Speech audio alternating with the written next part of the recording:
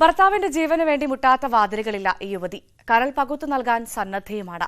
എന്നാൽ ശസ്ത്രക്രിയയ്ക്കും ചികിത്സയ്ക്കും ആവശ്യമായ തുക കണ്ടെത്താനാവുന്നില്ല.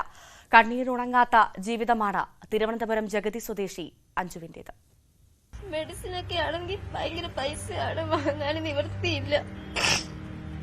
ഓരോ ദിവസവും കഷ്ടപ്പാടാണ്. സത്യത്തിൽ എന്റെ മോന്റെ സ്കൂളിലെ ഫീസ് പോലും ഞാൻ ഇതുവരെ അടച്ചിട്ടില്ല. ഇന്നലെ ടീച്ചറെ വിളിച്ച് ചോദിച്ചായിരുന്നു, ഒരു ടൈമിലെ ഫീസ് പോലും അടച്ചിട്ടില്ല.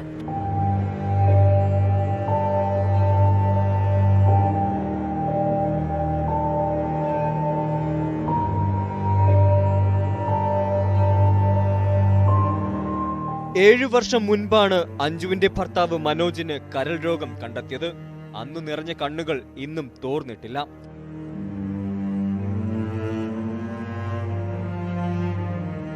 പ്രണയവിവാഹമായതുകൊണ്ട് വീട്ടുകാരുടെ സഹകരണവും കഴുത്തിൽ താലി വീണ ദിവസം തന്നെ ഇല്ലാതായി.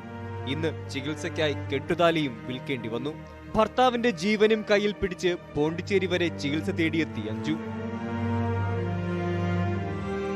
ഞങ്ങൾ ഇതിനിടയ്ക്ക് ഈ ലിവർ ട്രാൻസ്പ്ലാന്റ് ചെയ്യണമെന്നുള്ളതിന് ഞങ്ങൾ പോണ്ടിച്ചേരിയിൽ ജിപ്മറിൽ കാണിച്ചായിരുന്നു.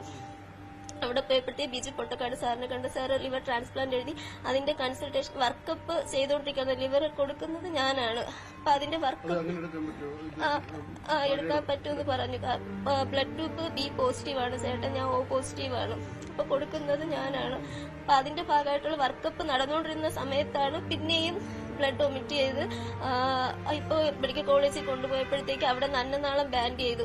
5 ബാൻഡ് ഇട്ടിട്ടുണ്ട്. അപ്പൊ പിന്നെ അതിനുശേഷം ഭയങ്കര നെഞ്ച് വേദനയൊക്കെ കാരണം ആട്ടൊന്നും ഓടാൻ പറ്റണില്ല. അതിനുശേഷം ഇന്നുവരെ ചേട്ടനും ജോലിക്ക് പോയിട്ടില്ല, ഞാൻ ഇന്നുവരെ ജോലിക്ക് പോയിട്ടില്ല. മനോജ് ഓട്ടോ ഡ്രൈവറായിരുന്നു. വീട്ടിൽ മകന്റെ ഫീസ് അടയ്ക്കാൻ പോലും ഇപ്പോൾ ഈ കുടുംബത്തിന് കഴിയുന്നില്ല. ഭർത്താവിന് കരൾ പകുത്തു നൽകാൻ സന്നദ്ധയാണ്. എന്നാൽ 20 ലക്ഷം രൂപ ചിലവ് വരും. സമൂഹം കരുതലായാൽ അനാഥത്വത്തിന്റെ ഭീതിയിൽ നിന്ന് ഇവർ മോചിതരാകും.